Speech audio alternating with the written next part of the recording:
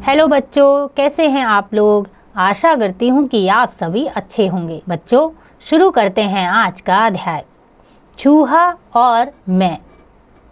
प्रस्तुत पाठ में प्रसिद्ध व्यंग्यकार हरिशंकर परसाई जी ने चूहे की घटना के माध्यम से बताया है कि जिस प्रकार वह अपने अधिकार के लिए संघर्ष करके अपनी इच्छित वस्तु प्राप्त कर लेता है, उसी प्रकार हमें भी अपने उचित अधिकार की प्राप्ति के लिए संघर्ष करना चाहिए।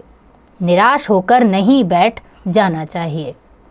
बच्चों, चूहा घर में किस प्रकार हानि पहुंचाता है, नीचे दिए गए स्थान पर अवश्य लिखिएगा। आइए शुरू करते हैं। इस घर में एक मोटा चूहा है।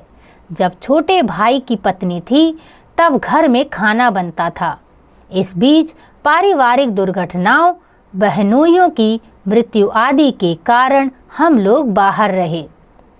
इस चूहे ने अपना यह अधिकार मान लिया था कि मुझे खाने को इसी घर में मिलेगा।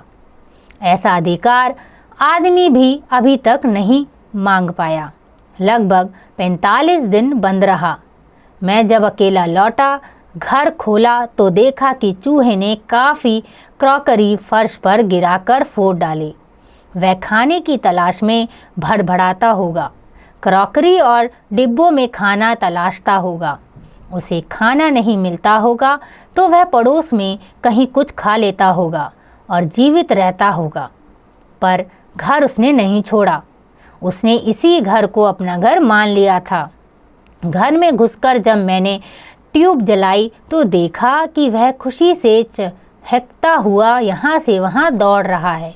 वह शायद समझ गया कि अब इस घर में खाना बनेगा, डिब्बे खुलेंगे और उसकी खुराक उसे मिलेगी। दिन भर वह आनंद से सारे घर में घूमता रहता। मैं देख रहा था, उसके उल्लास से मुझे अच्छा ही लगा। पर घर में खाना बनना शुरू नहीं हुआ। अकेला था। बहन के यहाँ, जो पास में ही रहती है, दोपहर को भोजन कर लेता। रात को देर से खाना खाता हूँ, सो बहन डिब्बा भेज देती। खाकर मैं डिब्बा बंद कर देता। चूहे लाल निराश हो रहे थे। सोचते होंगे, यह कैसा घर है। आदमी आ गया है, रोशनी भी है, पर खाना नहीं बनता। खाना बनता तो कुछ बिखरे दाने या रोटी के टुकड़े मुझे मिल जाते। अब मुझे एक नया अनुभव हुआ। रात को चूहा बार बार आता और सिर की तरफ मच्छरदानी पर चढ़कर कुलबुलाता। कई बार मेरी नींद टूटती। मैं उसे भगाता, पर थोड़ी देर बाद वह फिर आता और मेरे सिर के पास हलचल करने लगता। वह भूखा था, मगर उसे सिर और पाँव की समझ कैसे आई। वह मेरे पाँव की तरफ गड़बड़ नहीं करता था, सीधे सिर की तरफ आता और हलचल करने लगता। एक दिन वह मच्छरदानी में घुस आया। मैं बड़ा परेशान, क्या करूं?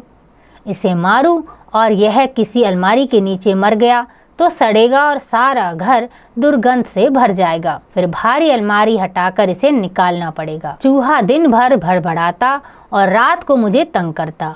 मुझे नींद आती, मगर चूहा फिर मेरे सिर के पास भड़बड़ाने लगता। आखिर एक दिन मुझे समझ में आया कि चूहे को खाना चाहिए। उसने इस घर को अपना घर मान लिया है। वह अपने अधिकारों के प्रति सचेत है। वह रात को मेरे सिरहाने आकर शायद ये कहता है, क्यों बे, तू आ गया है, भरपेट खा रहा है, मगर मैं भूखा मर रहा हूँ। मैं इस घर का सदस्य हूँ, मेरा भी हक है। मैं तेरी नींद हराम कर दूंगा। तब मैंने उसकी मांग पूरी करने की तरकीब निकाली।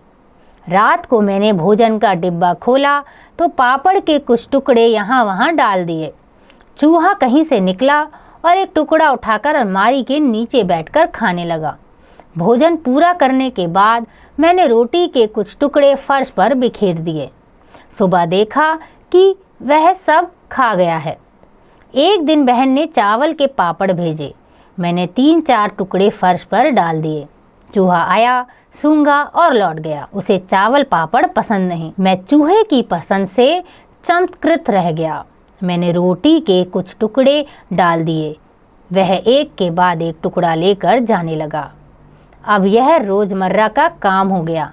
मैं डिब्बा खोलता और चूहा निकलकर देखने लगता। मैं 1-2 टुकड़े डाल देता, वह उठाकर ले जाता, पर इतने से उसकी भूख शांत नहीं होती थी।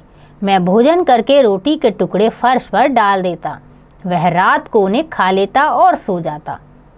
इधर मैं भी चैन की नींद सोता और चूहा मेरे सिर के पास गड़बड़ नहीं करता।